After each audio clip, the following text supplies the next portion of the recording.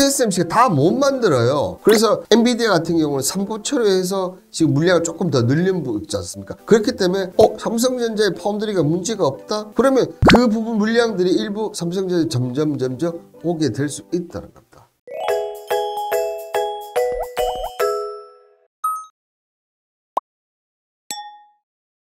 여러분들을 퍼스트 클래스로 만들어줄 방송 투자캠퍼스의 홍반장입니다.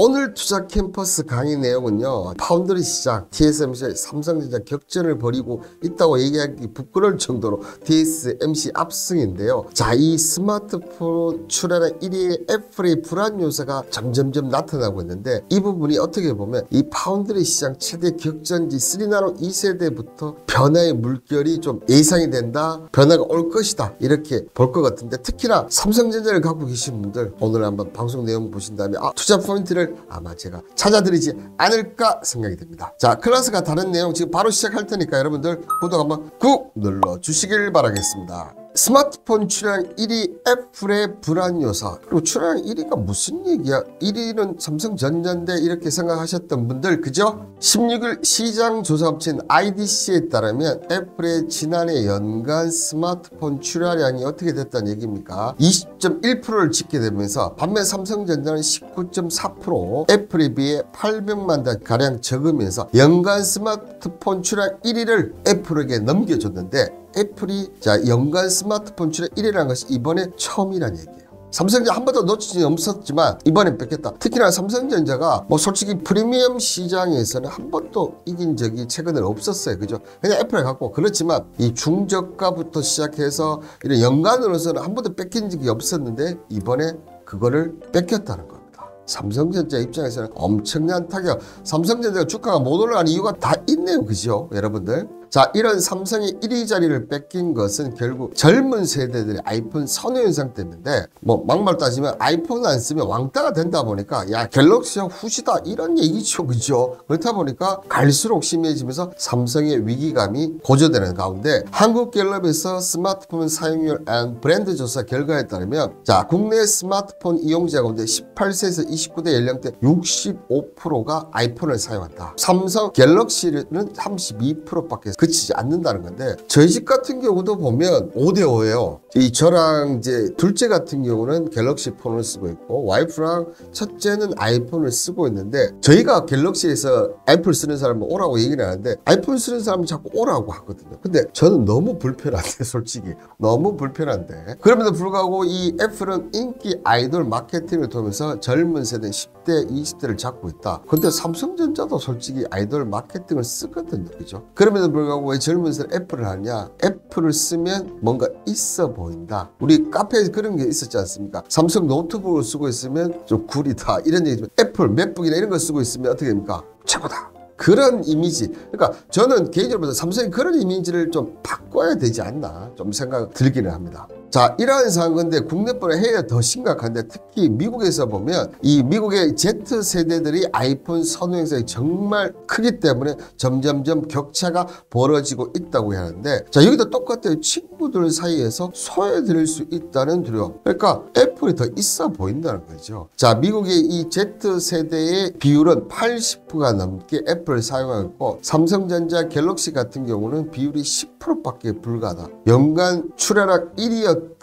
이 삼성전자 갤럭시 폰이 이제는 미국 내에서 10%밖에, 이제 미국 시장에다 퇴출 직전이 아닌가 이렇게 보이시는데, 자, 2019년까지만 해도 애플 점유율이 35%였는데 2022년 이후 애플이 50%에 넘게 되는데, 이 영향이 다 Z세대 영향 때문이다. 자, 이렇게 얘기를 하고 있습니다. 자, 그런데 말입니다. 이상하게 연간 출하량 1위라면서 정말 잘 나갈 것 같은 이 애플이, 자, 보시는 대로 중국 시장에서는 최신 아이폰을 비롯한 주요 제품을 이례적으로 할인 판매하기로 했다. 그러면서 이유는, 자, 중국에서 판매가 너무 부진한 거예요. 자, 그렇다 보니까 이 최신 기종인 아이폰 15 시리즈를 500위안, 약 92,000원 인하했다는 겁니다. 정말 인하를 안 하기로 유명한 애플이 인하를 했는데, 이것뿐만 아니라 노트북인 맥북 에어의 일부 모델 가격을 800위안이나 내렸고요. 그 다음에 아이패드 애플워치지 않습니까? 이것도 400위안, 그 다음에 200위안, 이렇게 애플이 거의 모든 제품을 할인할 정도로, 그러니까 한마디로 재고를 빨리 떨어낸다는 거지. 재고를 떨어내야지 다음 부분들을 맞출 수가 있으니까 재고를 떨어내야 된다는 겁니다. 자, 그런데 뭐 어느 나라든 자국 제품을 주는 이 애국 소비 영향이 크겠죠, 그죠? 자, 특히 하이웨이, 샤오미 국산 스마트 인기를 끌었는데 이게는 또 반대로 얘기하면 여러분들 중국 휴대폰이 옛날과 달리 이제 일정 수준 이상으로 올라왔다는 것을 의미하고, 특히나 자, 이번에 CNN은 하이웨이가 최신 스마트폰 메이드 60%를 출시한 5개월 만에 애플이 할인을 했다. 미중 갈등으로 해서 고사양 반도체를 지금 생산 못하게 만들고 있는데도 불구하고 중국 애국 소비 때문에 스마트폰 메이트 60%가 한 부분은 출시해서 인기 있는 부분은 맞지만 그렇다고 기능이 떨어지면 안 살 거 아닙니까? 근데 기능도 일정 수준 올라왔다는 게 중요한 거죠. 자, 여기에서 이 중국 경제 회복 부진 애플 판매는 타격을 받았지만 또 중요한 사실은 뭡니까? 주식 시장에서도 보면 마이크로소프트에게 시가총액 1위 자리를 지금 뺏겼다는 거예요. 야, 휴대폰 잘 팔리고 있는데도 불구하고 지금 마이크로소프트 1위를 뺏겼다. 물론 여기는 AI의 영향이 크기는 큽니다. AI의 크기는 크지만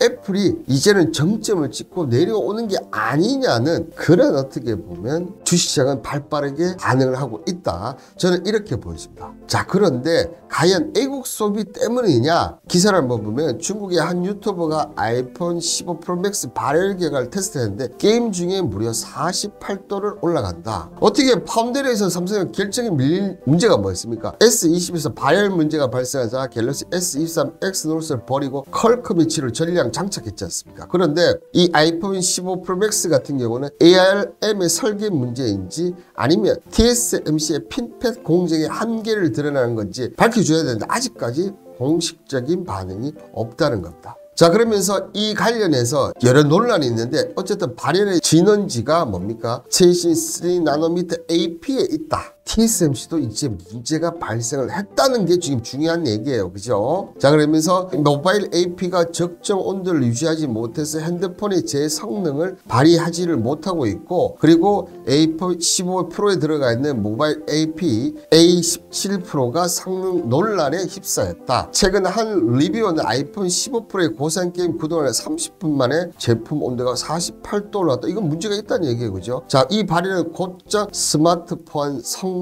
저하로 이어지는 문제가 여러 군데에서 발생했다. 그러니까 중국 쪽에서 만들었던 휴대폰은 뭔가 지금 문제가 있다는 얘기예요. 그죠? 그러니까 애국 소비뿐만 아니라 이런 영향도 있다는 겁니다. 그죠? 자, 이렇게 되니까 과연 이 아이폰 발열이 ARM 설계 문제이냐 아니면 TSMC 공정 문제이냐? 자, 복합적이다 이렇게 했어요. 자, 애플이 냉각 시스템을 충분히 확보하지 못했고 반도체 칩의 배치 등의 설계 문제도 있었다. 그렇지만 여기 외부 요인도 있는데요. 자, 모바일 AP 칩의 설계도 경우에는 ARM의 설계 자산이나 TSMC의 3나노 제조 공정이 원인이 있다. 여기에 이 지금 3나노 같은 경우는 3나노 1세대다 이렇게 보시면 되는데요. 단 이 TSMC의 3나노 공정이 예상보다 수요가 부족하면서 이런 발열 문제까지 나오면서 고객 확보 문제로 이어질 수밖에 없다는 전망도 나오고 있다는 거죠. 자, 그러면서 제일 중요한 말, 이 핀팻 방식이 한계에 도달했다 지금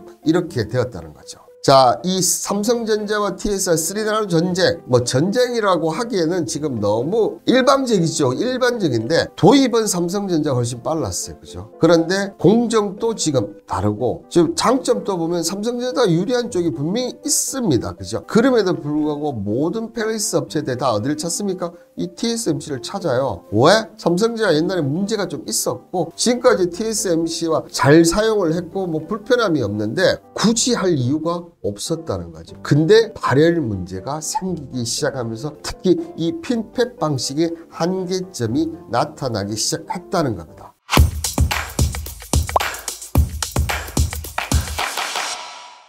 자, 그렇다면 이제부터 시작되는 이 파운드리 시장의 최대 격전지 이 3나노 2세대부터는 어떻게 된다는 얘기입니까? 변화가 예상이 된다는 거죠. 그죠, 여러분들? 변화가 예상이 된다는 겁니다. 자, 삼성전자가 지난 5월에 3나노 2세대 첫 공정을 공개를 했었는데요. 1세대보다 향상된 GA 게이트 올 어라운드 공정을 적용했고, 그러니까 삼성전자는 1세대부터 GA 공정을 계속 적용을 했다는 거예요. 그 결과 저희가 이 스리나노 2세대는 이전에 산업 핀팩 공정 대비 성능이 22%. 자, 핀팩보다 GA 공정이 더 훌륭하다는 것을 지금 암시하고 있는 거고, 전력 효율도 향상, 로진 면적도 더 크게 제공한다. 삼성전자는 지난해 6월에 양산을 시작한 스리나노 1세대 GA 공정을 처음으로 적용하면서 GA 공정에서는 삼성전자가 뭡니까? 이 TSMC보다 더 기술력을 갖고 있다는 걸 지금 계속 강조를 하고, 핀팩 방식이 문제가 있다 지금 이런 식으로 몰아가고 있다는 겁니다.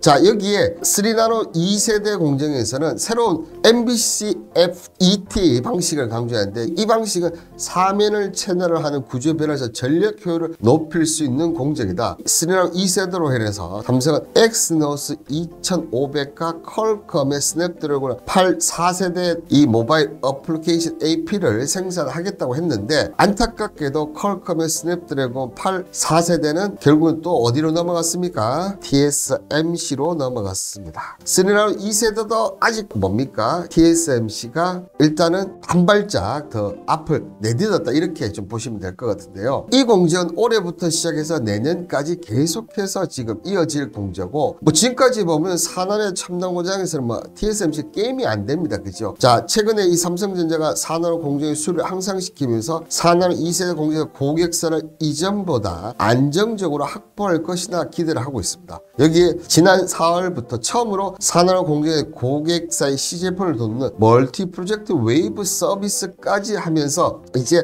하나 둘씩 가져오겠다는 얘기인데, 지금까지 솔직히 빈틈이 없었어요. 근데 그 빈틈이 지금 애플부터 발열 문제까지 나오면서 이제 조금씩 보이는데, 특히나 이 핀팩 방식의 한계점이 드러나고 있다는 게 중요하다는 얘기입니다. 세계 파운드리시 1, 2위 TSMC와 삼성전자가 스리나노 2세대 공정 양산을 앞두고 고객사 확보에 전력 투구를 하고 있는데, 일단 지금까지는 엔비디아, 퀄컴, AMD 등등 주요 고객사가 뭡니까? TSMC로 다 갈려있고, 특히나 이 수율 부분이 관건이다. 자, 그런데 17일 업계에 따르면 삼성전자 최근 3나노 2세대 공정으로 시제품을 생산하기 시작하면서 칩 성능 신뢰성을 테스트하기 시작하는데요. 6개월 내에 이 공정 수율을 60% 이상 끌어올린다는 방식. 만약에 이게 60% 끌어올리고 삼성이 결국 80%까지 수율을 올린다면, 저는 개인적으로 볼 때 삼성전자에게도 기회가 올 수 있다고 생각이 됩니다. 자, 이 삼성전자의 3나노 이 2세대 공정은 올해 출시되는 갤럭시 워치 7에 탑재되면서 웨어러블용 어플리케이션 프로세서를 먼저 장착한다면, 이 제품을 시험 삼아서 내년에 출시되는 갤럭시 S25에 삼성전자의 엑시노스 2500의 3나노 2세대 공정을 적용한다. 이번에는 AI 기능을 넣었다고 했는데, 지금 내년 S25에는 3나노 2세대 공정을 넣는다면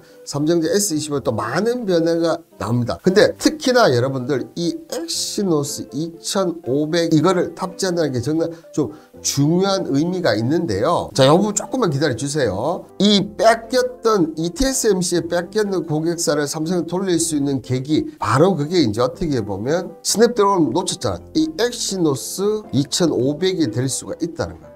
이 부분은 지금 뺏기게 될 큰 의미가 없고, 돌릴 수 있는 첫 계기가 지금 이렇게 될 수 있다는 것을 제가 계속해서 지금 강조하죠. 이게 뭔가 있다는 얘기겠죠. 그죠? 자, 그러면서 TSMC는 이미 지난해부터 애플 아이폰 3나노 공정을 모바일 애플에 공급했고, 뭐 애플이 뿐만이겠습니까? 다 했죠. 그죠? 그러면서 지금 현재 3나노 1세대 매출은 전체 매출은 약 6%를 차지하는데, 여러분들 공정이 점점점 지금 5에서 4, 그 다음에 3, 2 이렇게 가지 않습니까? 지금 이 비중들이 만약에 지금은 여기가 거의 대부분 비중이지 않습니까? 근데 이 비중들이 점점 어떻게 됩니까? 1로 이렇게 간다는 얘기입니다. 그렇기 때문에 지금 이 3나노를 승기를 잡아야지 2나노, 1나노, 뭐 아직 1나노는 안 나왔지만 2나노까지 가는데 중요하게 역할을 하고, 이 3나노부터는 어떻게 보면 또 방식이 바뀌지 않습니까? TSMC도 이제 핀팩 방식을 버리려고 하고 있거든요. 방식이 다르기 때문에 삼성전자에게는 기회가 올 수 있다는 얘기입니다. 자, 현재까지는 당연히 TSMC 우세가 점쳐진다는 겁니다. 그런데 핀팩 방식과 발열 문제,